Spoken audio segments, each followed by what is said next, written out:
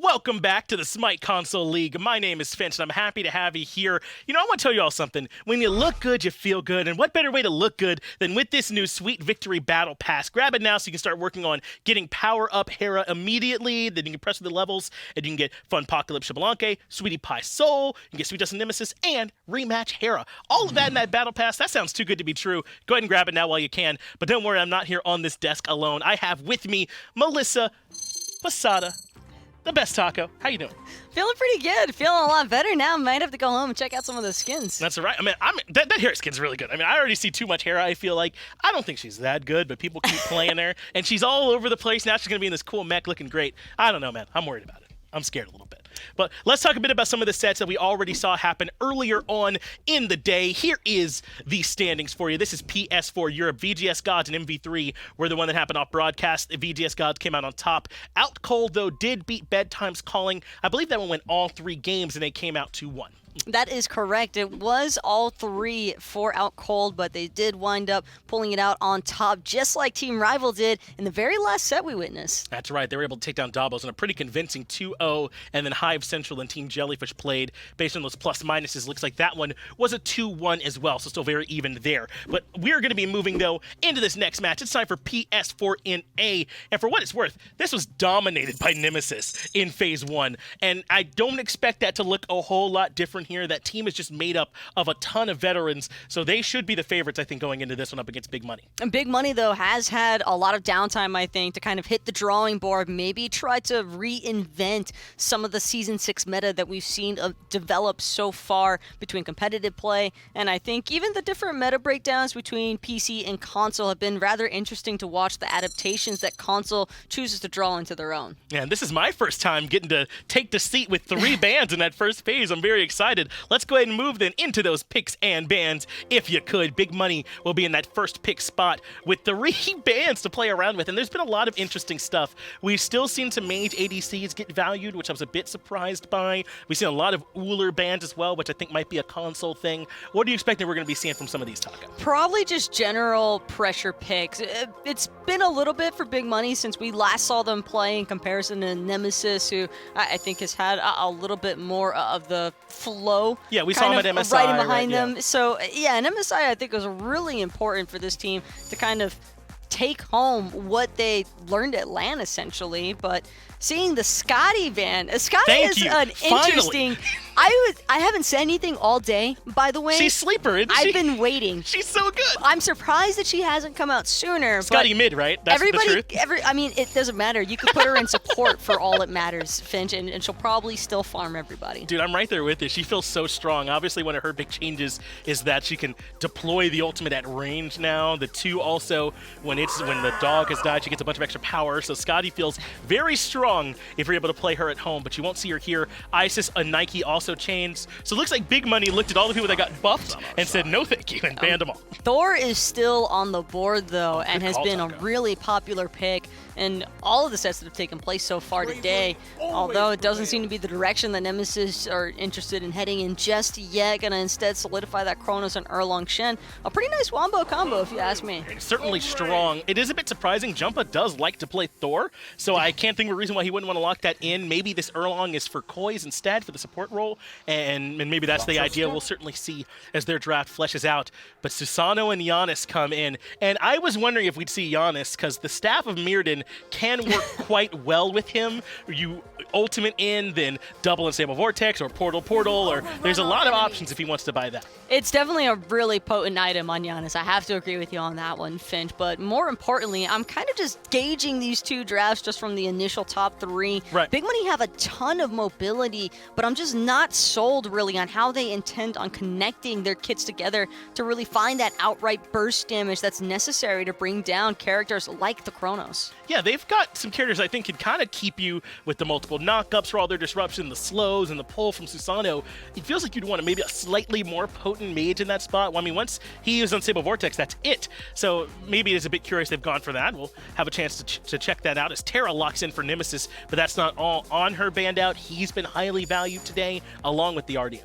Seeing that Terra, though, for Nemesis, I'm starting to wonder if this Erlang might not be as intended for Koiz as we might have initially thought. Sure. I do really like the fact, though, that Nemesis has this kind of lockdown potential. I think that's going to be a necessity when trying to deal with some of the escape artists that Big Money has drafted. Yeah, they don't just have the sort of big CC that Terra can provide and Erlang Shen, but they also have the more single target from Chronos and Ullr that can be plenty potent in their own right. So this is starting to be a scary draft for Nemesis as Cernunnos and Cabrakan lock it in for Big Money. We've seen a little bit more Cabrakan, I feel like, here today as well, so maybe some people liking him. Hey, Cabrakan feeling like the fat Loki for sure. Can certainly dish out the damage just as well as he can absorb it all up. But that Vamana as the final selection here for Nemesis, I think it really just kind of brings their entire composition all in quite nicely. They've got the mid game, the late game, and the early game presence. So it's going to be tough for Big Money to try and find the lead here. This is also really aggressive. This composition could run right over you if you allow it to. The Erlang Shen and Ullr in particular are really scary for me in the early game. Real quick, Taco, we got Big Money and Nemesis here. I hope you're ready for this set. I'm going to get it down to the casters. Big Money Nemesis. That's two different teams, and it's two different casters. It's your boy, F.NY, and at Aggro. Congratulations. Thanks, man. It's, it's been a long time coming. I've been after this thing for months. I mean, a long time. I'm excited for it. Shout out to that. Doug, as well, on Twitter. NA Cameraman. One of the best in the business. So we'll see how Big Money does versus Nemesis. Nemesis, obviously, the team that have come to land and looked had some nice showings there. Panda Bin, this is not his best showing right now, as he's getting walked down by XCovi. So Big Money, they're trying to fight their way back in here in phase number 2. Everything kind of different feeling after mid-season invitational, I think. Yeah, I mean, Nemesis didn't have the showing that they wanted. I think this is a team that had the thought process that they were going to be able to compete at the top level and take some games off some minor league squads. That didn't happen, but you learn a lot from experiences like that. I mean, you look in the console league history, and really even pro league history, the most ground gets made up and you improve the most when there's one team that dominates a region. And so you kind of get dominated a little bit at the MSI, you learn some things, you can come back and try and learn from those mistakes and be a better team. Nice little scrum here on the left side. Dash aggressively from Big Money. He's actually in trouble, but Axiom won't be able to find those basic attacks. So a nice aggressive play. And if you're going to play Cernunnos, Cabrakan lane, you better be aggressive. So I like the mentality. I like what we're seeing there right away. Big Money showing that they've chosen a strategy and they plan to stick to it. Yes, it's certainly, you're not sitting under tower with Cernunnos, Cabrakan a lot of the time, especially against a Chronos. I'd like to see them start to zone because Zaxy has no beads, mattkoiz has no Aegis. There's nothing for them to farm on the left side of the map, so why clear the wave at this point? Make Zaxy walk up and you get to kill him if he gets too close. I think that is a bit of a mistake here by Big Money. More stun. mattkoiz this time. Beads from the carry. Here's a big stun. One more shot, and it will be found. Xerxy off of the assist and the carry. AxiomSpeed and Xerxy really combining their 50-50 split, if you ask me. Both players needed to do the job. It came out good. First blood, BME. That's exactly what we wanted to see happen for Big Money Esports. It's just that it should have happened further down the lane because they should have been freezing. But mattkoiz makes the mistake of walking too close, trying to clear a wave, and ends up getting killed for it. That is why you zone. It's to make that exact situation happen and kind of force Nemesis to do that. Luckily for Big Money, they kind of did it on their own volition. Easy peasy. Bracket again. Good pathing. Nice Stun's going to cut down the Hunter for now. The Walrus hands coming out and can't catch up. Zaxy too speedy. The dropped kill for sure. Big Money could have definitely found that. Coulda, shoulda, woulda though, Ryan. Can't get them all. Bit unlucky, but good attempt, I'd say. This is the way that you want to play this aggressive composition in the duo lane. Now, Nemesis, on the other hand, has an aggressive composition everywhere but the duo lane. So you got to be taking these fights where you can if you're Big Money. Xerxy here kind of isolated as Jump has shown up, but Privative will make his way over here as well. First kill goes to Nemesis. Great pull, but Axiom has a dash. One goes down to the right side. Koiz will be fine. But it is a trade out for sure. Big Money 2-1 so far. Nice job. Good rotation in there from Privative to turn a fight that looked like it was going to be all Nemesis because Jumpah's there a little bit early. And that's where timing is really important. I mean, just being there as a jungler doesn't always quite cut it. You have to get the right timing at the exact same moment, and that's exactly what happened there for Privative. If he shows up early, the Nemesis just disengage and that's it. But because Jumpah is there, they want to play aggressive. They want to commit to that, and that's the right thing to do when Xerxes so out of position, but you have to trade your support for an ADC. That's a win. And that's the other side as well, right? Big Money Esports, Axiom, Xerxes. Portal there for the mid lane mage. Xerxes still in trouble though, and will get knocked down. I don't know about all that with the Janus ultimate, but again, Big Money Esports staying aggressive. Not talking about that mid lane on the left side, and that's kind of what they're going to need to do. Cabrakan is very far away from a top pick, top ban, but we've seen him twice today. Earlier in the day, we saw him played in the jungle, and now we're seeing him played in the support role. Both times versus a Chronos for what it's worth. The reason I bring that up is I just want to ask you, is it an aggressive nature to the meta, or is it anti-Chronos? Yeah, it's a little bit anti-Chronos, for sure. I think that, honestly, I think that a lot of people wanted to troll around a little bit at first and picked him with Staff of Mirrodin because they wanted to triple stun people. Yeah. That's fun. And they go, well, wait, I'm actually kind of doing work. Yeah, this is good. Without the Staff of Mirrodin, of course. We won't see one of those. We should see a Pride win for sure. That item is bonkers in the running for the best item in the game right now, so you should be building it on basically every frontliner in my mind. 20% CDR is a hard stat to say no to. That's half your cap. Nemesis right here, half their team. Chasing down Xerxes. Pin will miss, but Xerxes down to half HP. Jump has to turn around as Privative starts looking at mattkoiz, and Kovi's here to help. Privative dashes and gets punished, as he should. Nice play there from Nemesis' mid lane, Kovi. And there's the blink in. Xerxes looking for the mid lane mage. Actually, it's a hunter, but the beads are good enough. mattkoiz dashes away. Now Jumpah, the only one in harm's way. But Big Money Esports come here for one reason, and they don't get it. The red buff invade does not go Big Money's way. They don't get the kills. But Big Money still up top. Wait a minute. Did you see this name change for Jarman? Jarmangandr? Oh, Ryan. We got to talk. He had a good tag before, right? Wasn't it? Or no, did he have to go like Ryan_Jarman? No, so actually, I'm a big fan of this. And I'll tell you why. Ryan Jarman is a fantastic name. Sure. Good first name, at least. Sure. And he came from, Nickwid, right? Yeah, Nickwid. Yeah. He changed it back to Nickwid, which, pick one, either go gamer name or traditional name, right? Agreed. Not my thing. So if you're going to change it from Nickwid and not to your regular name, Jarmangandr, It's funny. it's cute. I'm not mad about it, I don't think. Maybe I am. I don't know. I'm not mad. I am less mad. I always bring up the Freya and Paul, but That was the worst. it's no. I think the worst Fails was was in jungler. Fails was jungler, and then moved to mid. Right. That was probably the worst. Yeah. So Jarmangandr on a solo laner who likes Jormungandr. I see. Not bad. Nemesis sees the enemy red buff. Can they seize the enemy red buff is a different question, though. The answer is yes. Zaxy picks it up, and Axiom gets picked up by Jumpah. Very easy. Zaxy actually walks away from the red buff. When was the last time you saw that? Well, he got purple. That's the only reason. I'm Oh, sure. okay. That's the only reason. I promise you that. He definitely wanted it, especially when he's going to get all the. I mean, he solo invaded that all by himself. That's where you sit there on the buff for 27 seconds. Fun fact, the buff will stay on the ground for 30 full seconds. So if you've got less than 30 seconds on your buff, stand there and body block your teammates away from it.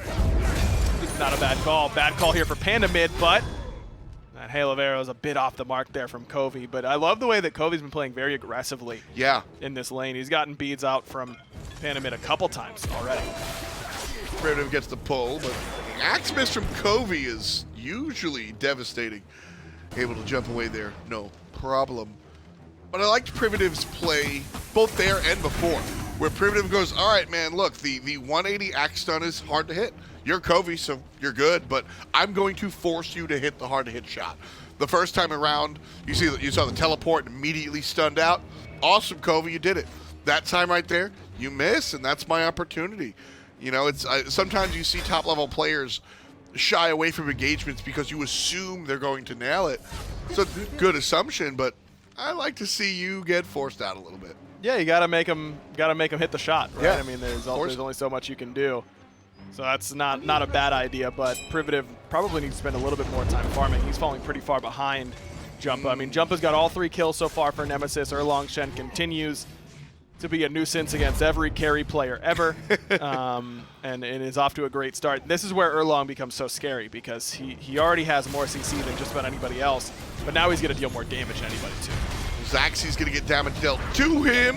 Nice rewind just in time. Xerxes stunned up, and Kobe finds the last hit. Nice job there from the rest of Nemesis, providing the assist. Privative knocked up, and there it is. Yeah, that's what I'm talking about, where you get taunted, knocked up, auto-canceled all of it, and he half-health off of CC. It's tough to deal with. Power built into the kit, so you don't even need itemization there. Why yWaddle? Yeah, I was thinking the same thing in that spot. Why? Well, it's a Gold Fury opportunity for sure. Looking at the damage, it should go the way of Nemesis. It's up to Cernunnos to come over here and drop a Bramble Blast. The ultimate not available. Bramble Blast a little bit too late. So Nemesis take the first objective of the game, 10-16 in. It's going to be 6-2. Nemesis lead the game by 2,600. I really wanted to see Pandamid fire off the ultimate in that spot. Not necessarily to steal, but as soon as Axiom turns that corner and sees that everybody on Nemesis is half HP and completely out of mana, you can fire off that ultimate. I know he's low on mana, as Doug pointed out, but that's after he used his 2 to clear. Yeah. He definitely had enough to fire off through space and time. And again, you're using it in that case to get Privative into the teeth of the team and let him pick them apart. You don't even need that much mana after the fact. If you do hit someone, that's great. Then Privative definitely kills them. But don't let them get red buff after that for having no mana. I mean, they had to auto it down. I know they're ahead, but you're not when a team's like Nemesis is ahead like this, you are losing daylight quickly in order to come back, and you need to take those little opportunities where you can. And SMITE has been at a point, Ryan, for the past couple of, maybe even the entirety of Season 6, towards the end of Season 5, where the first 2 plays, leads, what have you, don't spell the end of the game. This isn't Season 2 where you lose 2 mid-harpies and the game's over, right? You lose a team fight, you get wiped, and they take a Gold Fury. They're up 2,500 and you can still win. Yep. And the same thing, you lose another fight, you lose another objective, and they're up 4K. You're still there. This is absolutely the time where this is absolutely time to fight, but Nemesis are getting red buff whenever they want. Privative is gone and chased out of the fight. His death, or the fact that he's alive or dead, doesn't matter because Nemesis have already gotten what they wanted. That's the red buff. Now they can transition over to this left-hand side, try and get this tier 1 tower down. Kovi, a little bit further away though, and yWaddle's made the rotation over. Jarman, on the other hand, has stayed in lane basically all game. AxiomSpeed here, ready to fight. Xerxes versus the world.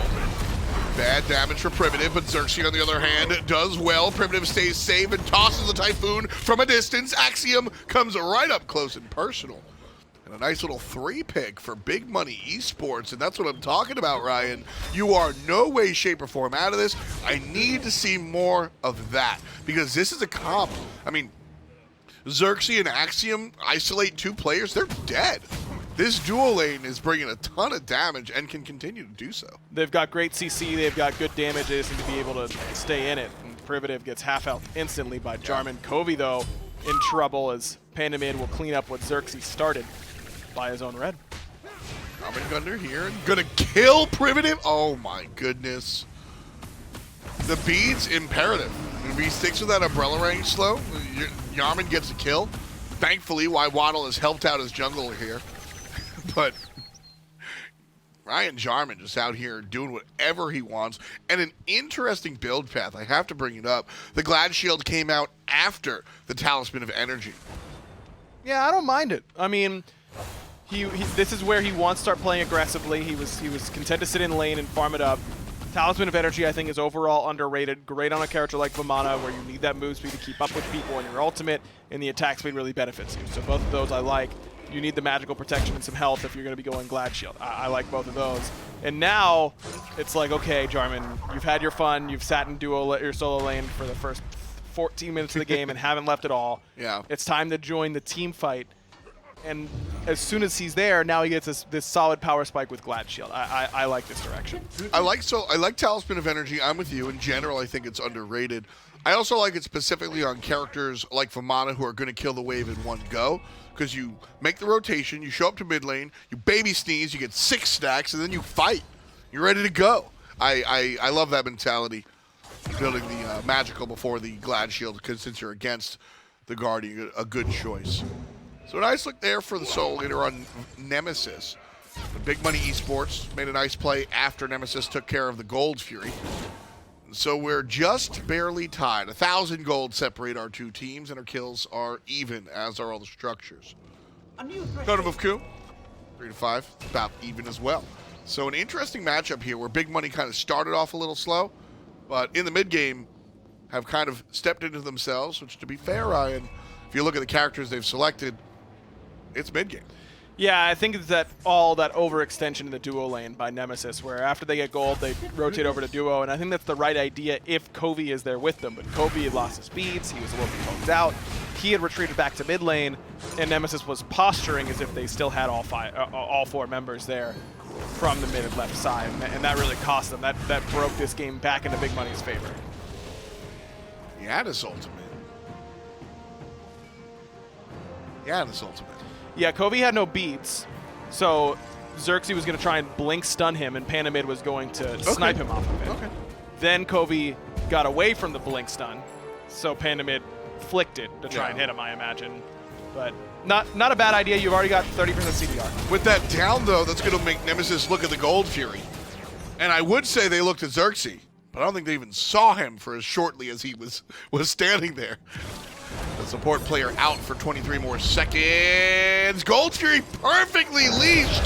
The damage from Susano does not matter. And Nemesis pick up the second gold of the game. Very nicely done there by Nemesis, as Zaxy's still trying to chase down Privative, who had used his buttons, but gets them back up soon enough. Nemesis still able to step in, invade the red buff yet again. And now, I mean, you got to start grouping up with Jarman, because Jarman is level 17. I mean, what does Privative ever do against a level 18 now Vamana? I mean, he says, please don't hurt me. You just kind of beg for your life at that point. The level 12 Susano is not going to be doing very much in that matchup. Not quite. Another Gold Fury separates our teams by another 3,000 gold.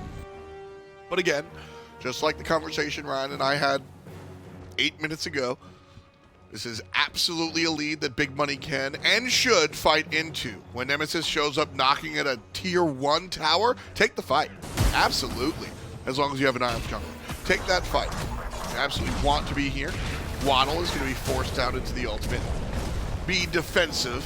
Look at this gank on the left side. Zaxy has AxiomSpeed, but Privative is going to pull him back in. The ultimate is good, but he'll be right here. And that's exactly where he is. Privative dashes forward. A couple of bits of damage. There's the blink and a stun. Beads are good, but the trap is better. And Privative catches up. Last hit for AxiomSpeed. 7-7. But now look at this rotation coming in from mattkoiz and XCovi. Axiom pretty far forward, but full HP. XCovi here, though. Big damage from the combo. There's Terra ultimate, and mattkoiz confirms the kill. Xerxes up, down, big stun. But the axe is better. XCovi again. 4, 1, and 3 for the young man in the middle lane playing the Hunter. It's 7-9, and Nemesis have a 3,000 gold lead. A little surprised that Pandamid's not able to at least do something to help out on the left-hand side. Fire off an ultimate if you have it, but in which he does, but I guess Jarman was standing in his path, probably a little bit too late anyways, as soon as both mattkoiz and XCovi show up on that map. Privative blinks. Gets the beat. That was beats from XCovi, right? Yeah. The reason I ask is Privative, a little bit of damage bit back at him, was how quick it was. Shoutouts to XCovi there. I almost thought it was a Magi's. Yeah, nicely done. Lost both his relics in his last 2 engagements, though, so he's pretty vulnerable for the time being. He's going to hit a pretty big power spike here, I imagine, if he can finish off that Crusher. Might have to just be a heavy mace, and it is. with a sentry ward, gives him some extra vision around this Pyromancer, which is where I imagine Nemesis will start to turn their attention, unless they just want to wait around until this Oni Fury spawns. I am more of what you just said. I think the Pyromancer is a nice sort of consolation prize, but Oni Fury has a much bigger impact. I think that impact is different depending on the time of the game, and so this is probably where Oni is not as impactful. I usually like it post-Fire Giant or after that, but it still forces the opponent to do something. It does, and Oni is definitely, I mean, it doesn't only give you the wave, right? You still get the XP and the gold, so it's not as much, but it's still very relevant. Pyromancer started by Nemesis, and I just take this if I'm Nemesis, sure. If I'm Big Money Esports, I might even let them. I mean, Xcovi not having relics is a bit scary because Pandamid can just drop ship Xerxes right on top of him. Though at this point, I don't know how scared I am of Pandamid. He's still bottom of the player damage charts. Xerxes right now, not in a great spot. Jumpa gets hit by Pandamid, but the damage isn't strong enough for the support player. Decently tanky. Binding. Correct itemization, but certainly not as tanky as you might expect your support to be right now. Yeah, can a boy get a pride win up in here? I mean, this fourth item should be a pride win. Yeah, I think that right now support should just be going boots, Thebes, pride win. It should be that fast. It should be that early. It's just it's a little bit expensive, but you get protection, CDR, and Thebes is health and protections. And then that makes it so that your pride, you're getting your best item early, right, and it's only getting better as you buy more items throughout the game. I understand the argument that you don't want it where it's at its weakest, where you don't have prots, but it's only going to keep getting better as the game goes on. Big taunt and AxiomSpeed has the Aegis and the lifesteal. Not the damage. Zaxy gets the kill and the tier 1 tower. 10 kills in total for Nemesis. Bit of a rough time rift there from Zaxy off the taunt, but that's all right. Go back to that conversation. I love the binding specifically in the situation. Xerxes and Axiom were fighting dummy early. They were looking for these kills in the dual lane, and largely I agree with you. But I like making room for the binding. But I think you know, this item after Thebes, how could it not be a prime? Like, I don't understand. Yeah, I mean, he's a little bit far behind, and it's expensive. Still. You 20 CDR? I don't know. The item's just really good. You should buy it. if you're able to buy it, you should buy it. Jarman should have one. yWaddle probably shouldn't be. Well, I don't know. It's not even that bad on Jorm if you're gonna go aggressively with your last dash in. Right. Yeah, this item's just really good. You should buy it. I'd probably take it over the Sovereignty, understanding the goal differential. I'd still probably take it there. I mean, there have been fights where Xerxes doesn't even get his ult off, so you have to prioritize doing that. But you should just use your ult anyways, so I don't know how good of an argument that even is. The other Arthurian items, certainly strong. The Mage Staff is the one that we haven't really seen yet today, but we have seen the Fail Not almost every single time a Hunter is played. Interestingly enough, not on Xcovi or Axiom right now. Yeah, I don't love it on Ullr. I don't love any of the items on stand switchers. I think that you just put it on cooldown too consistently, and a 45-second internal cooldown is too long to just have it go away kind of at whim. But Staff of Meridian, I think, is very god-specific. I think it is nearly core on Janus. I just don't know exactly where I want it. Haven't been able to do enough testing on that, but the ability to double Unstable Vortex as you kind of fade away through your portals in the middle of a team fight is too good to pass up. I'm the other side where I want to give my teammates 3 portals in 1 second. Yeah, that seems good too. Even double Threshold is really hard to deal with. I mean, everything Janus does is good twice, so give me some of that. Jormungandr here, just charging through, knocking players up.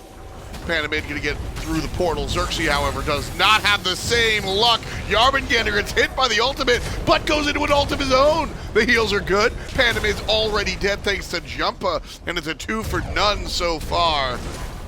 The Jormungandr will run away from Jarmangandr. And Nemesis maintains control of the Fire Giant pit. Probably too premature to look for the objective itself. So the secondary kills are the target. And Nemesis, they know what they're looking for. A little bit weak at first glance, but you do have that Terra healing right by your side with that Lotus Crown proc, so you're going to have that, I think, enough protection and healing to feel comfortable going for this. Here's Waddle just walking in. No ultimate available, remember. And big damage coming out of Nemesis. xCovi from the back line puts him down. 5-1-5. 5-1-5, 5-1-6 for the mid lane and the jungler respectively. That is scary. I mean, when you look at the jungle and the mid lane, it's like the rhythm section. It's the backbone of the team. And if I maintain, if your Hunter has a bad game or your Solo's having a bad game, but your mid and jungle are kind of doing it, you've got enough offensive prowess to make miracles happen. That's when you're behind. If you're ahead and your mid jungle's having this type of game, it can be real. It can be a real uphill battle for the opposition to get past because it's your carries, it's your damage dealers that are swinging. And in the right position, and playing off each other very, very well. You're completely right. It's very difficult to come back when both Jumpah and xCovi are playing this smoothly together. It's also pretty hard to come back when you've got a level 20 Vamana, who even when you get him down to 1 HP, somehow still ends up surviving. Well, what I loved about the exchange here, as Nemesis zones while the rest of their team takes care of the Fire Giant. AxiomSpeed just getting that lifesteal. That doesn't work. What doesn't work? Trying to cage a Vamana in his ultimate. Yeah. He ignores those player-made deployables, so. Valiant effort. Great. The double lifesteal build coming out big there for Axiom. Yep. That Aussie proc and the Devo Gloves lifesteal. Wonder if he was in that spring lifesteal stance at the exact same time, able to withstand the pounding from Jarmangandr. But Aussie just kicked in, yo. Fun right stuff. Aussie is a fun item to play with for sure. You get low, you see yourself like glow red, you just, yeah, we're going VTech, baby. Nice stuff there. Nemesis, though, they're up by 7K, and the next time we restate the game, they'll be up by a lot more. Just got the Fire Giant, and there's 3 towers that they can collect, all worth 100 or 1,500 gold. Panamid worth a little less than that, but certainly still something you're looking for. And the stun! xCovi on the run, baby! You love to see it. Nemesis doubling the kill count of Big Money Esports and doubling down as they take care of the tier 2 tower in mid lane. Just can't be that far up with no wards. No. Even on Janus, but if you are going to be on Janus, hug the wall. Yeah. Xerxes wants anybody to hug him right now. As Nemesis take care of 1. He's gotten 7 hugs this game. What do you mean? 2. And AxiomSpeed, yWaddle are alive at the moment here, Ryan, but I think this is going to be it. Big ultimate coming out from the carry. Not enough. Jormungandr's trying as well, but the Titan suffering. 1 kill goes the way of Big Money, but not going to be enough. 10% on the big boy. Nemesis a bit distracted. And there it is. The double kill to end it. 17-8. In 27 minutes of play. Impressive stuff by Nemesis. It's kind of the level of play that we expect from them. They went undefeated in phase 1 during their regular season play, basically, and they continued it here today.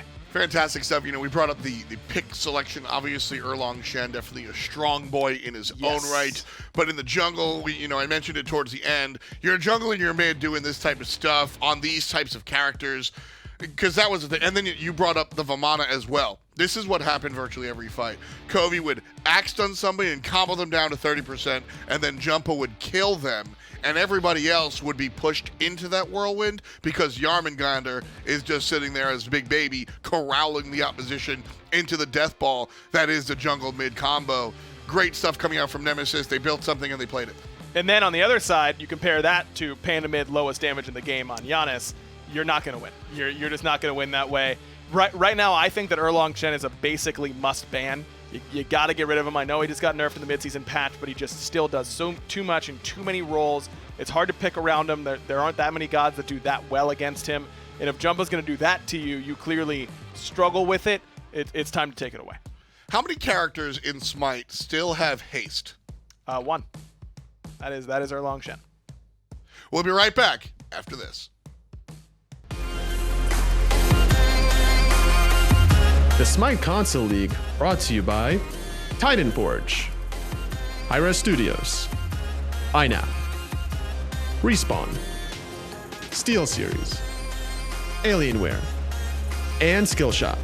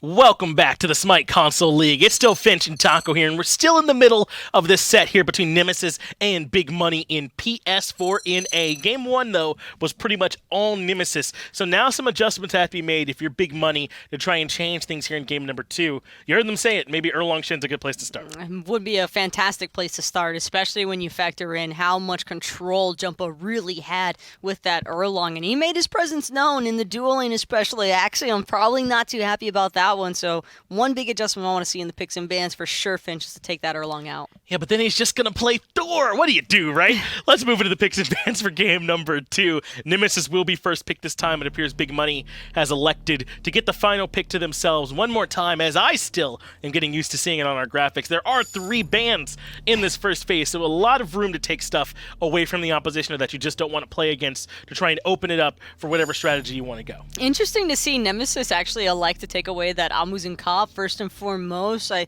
say that because they could have taken it as an option for themselves. I mean, Zaxy, he's certainly no foreigner to the B in that duo lane, but I guess he has his sights set elsewhere for Nemesis to not want to have to deal with that one.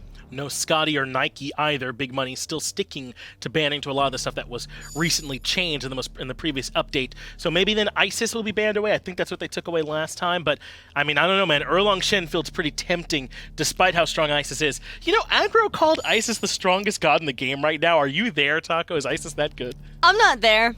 For ISIS. Yeah, he's got mid lane bias, right? I mean, shut up, Aggro. Scotty exists as well, so it's kind of hard to call ISIS the best game or god in the game when Scotty is living and breathing. But I guess since she's permabanned, pretty much. For, right, I you can don't kinda, have to worry about Yeah, Scott. Aggro kind of seeing into the future here when it comes to like the PC side of things. He's like, I already know that God's going to be permabanned. Taco, you know it's going to be permabanned, so why are we even talking about it? Yeah, and if she's the best god in the game, Big Money are about to win this game too. So maybe Aggro really is his galaxy brain as we think. The Erlang Shen, though, absolutely was banned. You got to take that one out of there. But that just means Chronos gets picked up. Just to clarify, when you say that a god is the best god in the game outright, right, like with the confidence that Aggro had as well, then that pretty much guarantees that if a team has that god and is the best god in the game, they have to win, right? That's right, yeah. If they lose, you just look like a fool. Yeah, so. And you wouldn't want that. No, not at all. Ullr now coming in as well. He's been a high priority pick so far here today.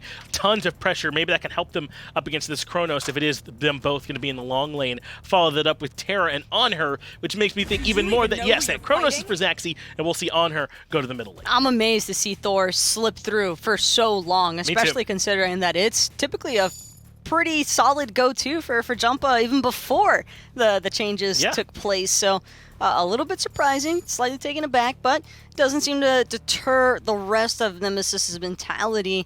On her Terra, Chronos, that's a fairly, I think that's just a solid 3-man stack. I mean, it's got plenty of burst damage.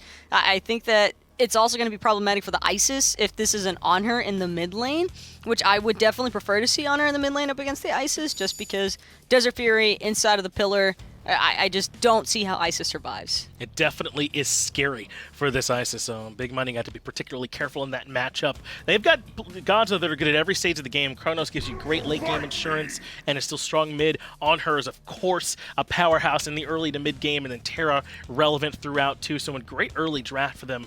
But it looks like Xerxes going to be going back to the Cabrakan. He did have a good early start to the game with it. Maybe that's why he wants to go back to this yet again. Well, Thor's going to find its way into JumpahSZN one way or the other as Nemesis just sit by and wait to take their spoils, man. Thor and the Ares. Oh my, we haven't even had the Ares discussion yet, Finch, but Ares clear phenomenal right now. With the change to his flames, he has definitely got fantastic clear. Those chains already dealt plenty of damage as well, and you can bet that that's certainly going to be a big factor, but such a good pick into the Ullr. And then you rush Staff of Mirrodin for extra chains. Guys, all I'm doing all day is talking about how much I love seeing these Arthurian items. That's going to be my hill I'm going to die on. Is Achilles comes in for big money. That does give them a little bit more early pressure to try and combat this draft here from Nemesis. It is purely early pressure from big money, and that has its own concerns with the mid to late game. We'll see if they can make it work for him, Taco. Thanks for your help here one more time. Let's get this over to Tom and Aggro. Nemesis taking game numero uno. As far as big money is concerned, they're not too happy about it. I'm eager to see what happens here with these solo Ares. You heard them on the desk say, we haven't even had the Ares conversation. Shoutouts to the team. Maybe I'm a little biased because I like those guys. But mid-season SMITE patch was huge and pretty damn cool. You've got all these Arthurian items. Well, there's 4, right? You got all these Arthurian items. Isis back from the dead, no pun intended. Shoutouts to the goddess of funerals. And then Jarmangandr here on the Ares, which saw a minor change that might have major implications with how the character is played. Yeah, I don't really even know how minor it was. Getting % health on his 3 for minions only. It already did % health for gods, by the way. Is huge. I mean, you've probably seen the videos on Twitter or on YouTube of people jungling Ares because it stacks with Assassin's Blessing. Is that real yet? Yeah, I think it can be. I don't know how good it is at competitive level. I think in ranked it's legitimately good. Zaxy right now, legitimately good at landing that stun, but Axiom, a little bit nice there with the combo. Axiom gets the kill. I give it up to Xerxes, playing the Cabrakan 2 games in a row. Blinking in, getting the stun, setting up the carry, first blood. I mean, if it catches Zaxy off guard game 1, I don't know if it really should game 2. I mean, I think you kind of got to be more ready for it than that. Just standing right up melee distance to the wave is a good way to get yourself killed against Cabrakan. Yeah, I agree. You know, fool me once, shame on me. Fool me twice. You can't get fooled again. Wasn't it? It shouldn't have been shame on me for the first time, right? It should have been shame on you. Is that where this all went wrong in downhill? That's the extremely German Simpsons voice. That's the joke. Oh. Are you familiar? You're even politically minded. It was when Bush was in office. He messed up the idiom. Classic. Yeah. The classic is fool me once, shame on you. Fool me twice, shame on me. The idea that like, all right, you did something cheesy, cool, but if you fall for it twice, oh well. He famously messed it up, and it was hilarious. That is. I expected more of you. All right. It is. It's day one back. It is Monday. All right, that's fair. That's okay. fair. That's fair. That's fair. Catch me in a couple weeks. Well, Zax is gonna get caught again. That time, I got to give it to the carry. Xerxes was there, sure. So what is it? Fool me once, shame on you. Fool me twice, shame on me. Fool me 3 times, buy me dinner? Like, I don't know, man. No, it's fool me 3 times, you know what happens when you assume. That's how the phrase goes. You know. I still, for what it's worth, can we see wards placed, actually? Is that a stat that we have? Yeah, it is. I see a whole lot of zeros there for Zaxy dying twice in lane. Pete the inventory there, Tom. He just picked up 2 as soon as he died, so he's in the same vein as you. Yep. Problem is, he doesn't have beads for 40 more seconds, and Axiom's already got full boots, so I don't know that he needs help anymore, to be honest with you. He can solo him down. And I was very surprised that Nemesis went with the Chronos first pick over the Isis, because, number 1, I think Isis might be the best mid laner in the game right now. We're coming back to that. Number 2, Zaxy didn't really do a whole lot last game, so well, I the other wouldn't side be of too that, worried about it. I mean, that conversation goes many different ways, right? Or both. goes both ways. It just depends on how you want to look at it. Ult for ult, easy peasy. You know, you can look at it as you didn't do well, so we're going to give you the same character that we know you're good at normally, so you can just shrug off the bad game, or the direction that you went, you didn't do well, so go to different. So, I can see both coach conversations, but for sure, Zaxy feels a little bit more confident now with his ward vision. Can certainly play there. Xerxes being called out in the middle lane as well makes Zaxy feel aggressive. mattkoiz is here. That's also why Zaxy can help feel a little bit more aggressive. It's trouble, but the jump away is good. And the clap not going to find the stun. Actually, nice wiggles. Again, the beads forced out. On cooldown, man. Yeah, and Zach needed to use them in that spot, too. Kobe loses his beads to Xerxes right there, even though Jumpah was on the way down. This is a mess, honestly. This is a mess. Nemesis, after taking game number 1. I have never been one to pull a punch as mattkoiz tries to help his carry, can't find the kill back. Ryan, this is bad smite coming out from Nemesis. What's happening? That was ugly. I mean, just across the board, Yeah. right? I mean, Xerxes can see, or Kobe can see where Pandemid is. He's not in range against Spirit Ball, so no reason to beads. If Privative shows up, you've got time. A bad beads in the mid lane for sure. Zaxy has just continued kind of walking into these combos from Axiom. He's already 0-3. Yeah. He's down by roughly a lot of gold at this point in the game. 800 or so is a lot. Yeah. To be down as an individual. I mean, he probably just was barely able to finish the boots, whereas Axiom is probably kind of close to getting Transcendence. That's the biggest change that I've noticed is Axiom is just killing it. Been a real big impactful change there. Our solo laners yet to make the impact in the team fight, so still the 4-on-4 here with solo laners kind of doing their own thing, but Ares has largely made it work. Yeah, can we actually check in with Jarman and see what he's prioritizing? It looks like he may be maxing chain still. No, it is actually 3. Not he's skipping the point on the 2, which makes sense to me. Don't really need it in the laning phase. I think that if Jarman's gonna go with his Ares solo, I think I'd like to see him go with the Guardian's Blessing, because he has really lost a lot of waves of tower. He's down in net worth by a solid 300. That is all because of the tower, pretty much. May as well get that gold back and recoup some of it. Sure, he gets the little bit of sustain from the Warrior's Blessing, and maybe he needs that, but I think that might have certainly been better. I think we'll see really in the mid game what winds up happening. Like once they hit level 10, 11, I think we'll be able to have that conversation with a little bit more data behind it. You know, because if he is able to make this, like basically if he's able to tread water just barely now, but then transition and become a powerful mid-game monster and not need that additional gold, I think it's much better to go into the different direction. But for now, yeah, for sure.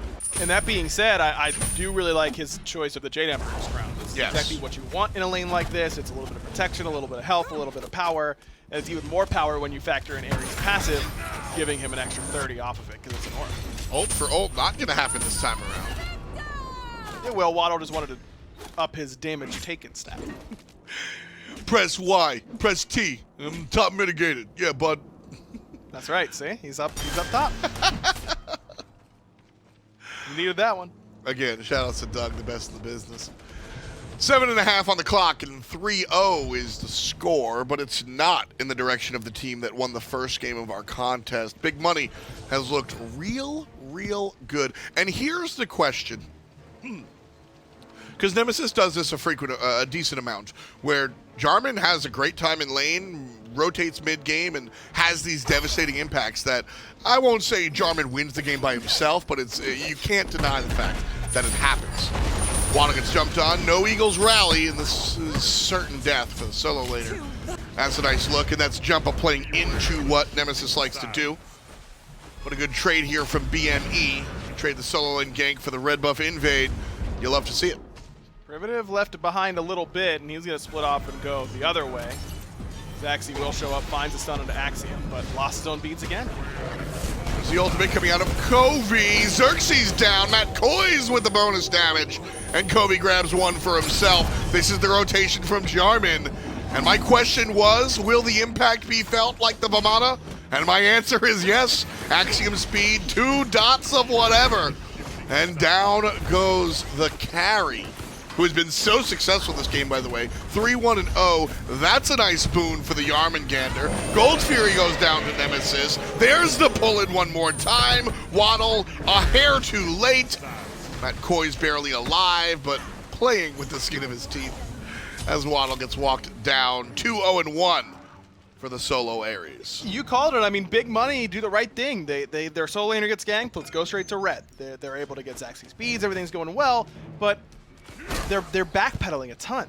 They can't decide if they want to fight or not, and it just takes them so long to make up their minds that Nemesis just takes them down by sheer auto attack damage alone, basically from that position. Just not clear, concise comms from Big Money on what the game plan was. Are we fighting or are we running? Someone needs to be responsible for that. It seems like they did a poor job in that. Yeah, earlier I was on the broadcast with Taco, and we saw a similar situation, and she said, straight up, that's cluttered comms. And it's not even a bad call or a missed call or a non-call. It is absolutely three people making different calls, and you don't know what's going on. You can certainly see that. On the PC side of things, you know, we used to say S key is icky. You don't backpedal. You just turn around, man. Just a lot of ups and downs there for Big Money Esports, who lose their lead.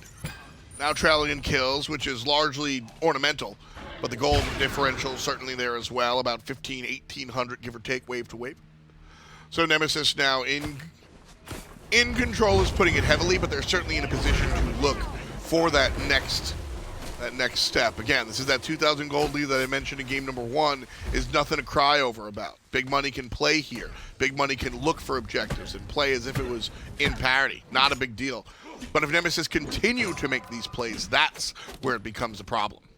Jumpah lost the ultimate in the mid lane. A bit of a problem for him, but that is one thing at least that Big Money doesn't have to worry about as the mid game continues. The one pick that has me really scratching my head is this Achilles selection. Privative has done nothing so far. He's got less than 600 damage 11 minutes in on the Warrior jungle. But I just don't understand what this was bringing to the table that a Hun Bats wouldn't have, or, you know, insert assassin here. Sure. Could honestly, something like Arachne looks really good to me in this match, where you can really get on top of the Chronos and Ares really well and make them ult defensively more than they want to. Something like that I think could have been even a little bit better. I'm just not a huge Achilles fan right now. I don't think he's that good. And when he is good, it's because he's in solo lane and has a positive matchup there and he can kill solo laners well. See, I don't like him in jungle. I like Assassin Achilles in jungle, but I need a reason for an execute. And when I look at this Nemesis team, I'm looking at Chronos. Privative is looking at nobody. Double kill there for Nemesis. So Tom, can I ask you something? Sure, Ryan. Let's play a bit of a hypothetical game. All right, well, right now. Yeah, please. Thor's going to go up, lands down, nice stun, Axiom in trouble, Sanctuary is used, wall off the mark, and the double tap not good enough. You were saying? Yeah, so you're in the mid lane, right? You want to defend your own red buff. Right. But you just saw... Am I Chaos or Order? You're Chaos. Okay. You just so saw... I'm a programmer? No. You just saw the entire team walk directly towards your red buff. Mm-hmm. You even used a defensive skill to make sure you didn't get poked too much. You used, let's say you're playing Cabrakan, you used your 1. Should we just, like, walk in there? You have no ward coverage. Ooh. And the enemy team is ahead. Can I phone a friend? No. You're out of lifelines. I'm going to go with, this is a guess, because this is a hard question. Yeah. No final answer. Correct. Wow! That's the right thing to do. Give it up. Because then you don't lose. Here's what you lose if you give it up. Okay. The red buff. Yeah. Here's what you lose if you walk in. Multiple members of your team. And the red buff. And here's really the thing is we're having a little bit of fun with it. Risk versus reward is an annoying statement because that's every decision. I talked to John Fincher. So what is the reward in that case? You're risking your team dying. So what is the best possible reward? Oh man, huge dunk there from Jumpah, is able to get a big reward, a couple beads, and everybody really low. And Jumpah right there. That was a bad wall from Jumpah. But those are the moments. If you strike out and then cause the triple play, you're kind of good. Bad wall walls his teammates from covering it up, or following it up rather, and gets 2 players with a double tap. Yeah, Woo! we like one of those. Woo! Woo! That's for sure. I'll take it. We like that one a lot, and Nemesis is going to like a Primal Fury at the exact same time. If I'm Jumpah, I'm screaming that was on purpose. I wanted the kills. Right. Walled you nerds off in the mid lane. I'll pick up 2 with my hammer. I planned it from the time I locked in this pick. Jarman, go chain somebody. I'm good. That's absolutely what I'm saying. It's going to work out. It's going to work out. And then xCovi returns the favor Yep. a little bit there with the pillar. You know who I feel for in this game, Tom, is AxiomSpeed. Because my dude was chilling. He Doing was it? 3-0. He still got every kill. He got some help from ZachsyTDK for sure, but also did a lot of that work himself. Oh, yeah. And he's not going to get a chance to play this game. He's going to jump over the stun from Zaxy, hit the axe, and not burn the whole combo because he's waiting for the rewind. We'll jump in with Jumpah as Panda mid goes down. There's a stun onto Xerxes, who's in trouble as well. Xerxes getting spinned on, and the double kill. Zaxy, on the other hand, still suffering from Axiom, who just landed the combo. Privative has to disengage as well. Mid lane tower going to be left alone. Everything is coming up Millhouse or Nemesis except for this duo lane, and Axiom is just crushing it. Yeah, he's doing everything for Big Money Esports. It's going well so far in this game. I mean, look at the player damage charts. Yep. Panamid, you can make the argument, I guess, that Janus has inconsistent damage and wasn't able to get a whole lot off last game. I wouldn't agree with you, but it's a viable argument. Sure. You can't make that argument with Isis. And this is pre-chain, and I told you that we'd come back to it. Now that we've got a lull, here we are. Isis before the change, I think, was a serviceable choice. I think the objective secure that she provides is absurd. The siege and anti-siege capability is already good. You boost that up, you give her some shield support, and the damage she provides is all well and good. I mean, the changes that Isis has seen, I mean, the floor is yours. Yeah, she's real good right now. I mean, honestly, I think that potentially the biggest change she's had in this season that's made her so potent was the range change on the 3. I wholeheartedly agree. Being able to do that from max range is insane. And it was already super undervalued. It just didn't... there wasn't a visceral feel to how good that ability was. I mean, you were stealing a ton of prots, but it was only magical protections. It just wasn't, you know, you weren't getting that same degree of support if you were up against a jungler or an ADC or something like that. Now, not only is it for you, but for your whole team. It was always your whole team, but yeah, they get so much more survivability. Thor's going to land aggressively on Panda. The Pyro goes the way of Nemesis.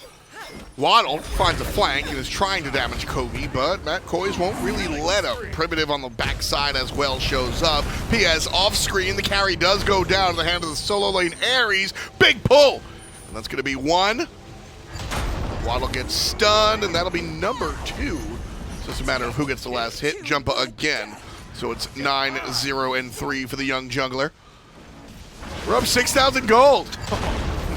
And Privative gets controlled by the Fire Giant. Even the Fire Giant doesn't want to see you here. Well, you know it's going to knock up. It's full HP. May as well just wait, right? I mean, I don't know. Shout out to Ryan Jarman, who turned around and just taunted him. He just laughed at him while he got knocked up by the Fire Giant. Is there... I'm not going to do that to production, but in a perfect world, I want a replay of that just all the time. Hey, Panamid's good. We did this the last time, and it's funny because this hasn't been changed on Thor, as Jumpah actually might find himself. Nah, just kidding. AxiomSpeed. Oh, no. Nice beads. Oh, yeah. That was That was going to be... Feels bad, man. Oh, Jumpah's going to land on him. Jumpah's going to land on him, but he misses. The hammer shot's good. The three's better. Jumpah right now, I can hear him laughing from home. Oh, my goodness. Nemesis are now... Game number 1 was, to quote a friend, Dolson, there were moments of closeness. But here in game number 2... Love that band. Yeah. This is not where you want to be right now, unless you're on Team Nemesis. Then you're exactly where you want to be. Brutal, man. I mean, look at the player damage charts. 3 people on the very bottom, including Isis, Achilles. Goodness. Achilles with 25. So if you nail, like you're maxing your shield stun, you nail somebody with, that's like 500 damage. Yeah. Jarman gonna eat a full charge Isis ult because my boy's level 12, so who cares? There's the frenzy, and Xerxes once stood there. Knock him immune thanks to the wing gust, but not stun immune. Panda mid gets deleted. Aegis is good for the moment. Jumpah gets another one. That's a godlike 13-0-7. Oh my goodness. It's Okay. I thought we were done. Yep, but nope. Well, we are done. See, there's Ryan again. Yeah. Okay. What a- So when your Ullr Okay. starts off 3-0, you should probably be invading purple buffs, invading red buffs, playing around him because he's going to one-shot the enemy mid laner, he's going to one-shot the enemy jungler, he's going to one-shot anybody, so play around him. Instead, we got not that. And that's honestly where, where it went wrong. See ya. That was a great, just Yarman not even turning around. Who's behind me? I don't care. Let me out. But that is absolutely what went awry here for Big Money Esports. You draw a plan up. Big Money Esports has drafted this to allow Panda and Privative to do work early. That's what this does. You nail a shield slam into a spirit ball, and that person is dead. God forbid you hit your wing gust. That didn't happen. Instead, Axiom's the guy going, so you have to be able to change course and change direction, and Big Money never did that. They still focused on trying to make the mid lane and the jungle work, and it never did. We left Axiom high and dry. They had a lead. They had a lead there. They squandered it, Ryan. This was, I think, prime example of a team being too stubborn to change their game plan. Well, it's not only that, but, I mean, game plan aside, you got to do damage with Isis Achilles. Like, right. Who cares about the game plan? You just have to be able to do that. And right, but when it doesn't happen, what is happening? Your Ullr. Give him everything. Abandon the mid lane. Put 3, you know what I'm saying? Like, sure. that's... my argument is I just don't understand how that happens. Also that. Yeah, it just can't. Yeah, I'm with you there. Like I said, I think Isis is probably the best mid laner in the game right now, and my dude is level 13 when the game is over. What makes it, real quick, since, everyone's dead, and the Titan's dead as well, what makes Isis just so high in your mind? What do you want your mid laner to do? Give me a list. I want them to secure objectives. Uh-huh. I want them to clear the wave. Yep. I want them to give me pressure early game. Yep. And if I can get, like, I don't know, long-range crowd control, that's icing on the cake. Yeah, Isis does all of those better than just about everybody else on the cast. And now her biggest weakness, which was her late game felt a little bit weak, you have a sick new item in Staff of Mirrodin where you get to drop your ultimate and then double Spirit Ball a frontliner in there and insta-kill them. That's really fun, by the way. You should try it. And then you get to shield your whole team. I think the right build right now is basically full CDR Isis and just shield off cooldown and just constantly be a nuisance with your CC, and you should be able to do a lot. Should be able to do a lot. Unfortunately, not the case here for Big Money. Panda mid falls down a little bit and finds himself a little bit bankrupt. Privative also, unfortunately, not the best game they could have asked for. Nemesis, on the other hand, I mean, Jumpah, yeah, man. That's what this guy does sometimes, and I think that big picture, that's what Nemesis does have to work on, is their consistency. Sure. But when they have these games, I mean, who do you target? Who can you target? They did it. They targeted Zaxy, and nobody cared. Well, I think that's more on Big Money, honestly. I mean, they did it. They did the right thing. They put Zaxy behind. They just didn't do the rest of the stuff afterwards. Good stuff here. That's 3 in the books, and we've got one more for you. The SMITE Console League, presented by Mixer, continues after this.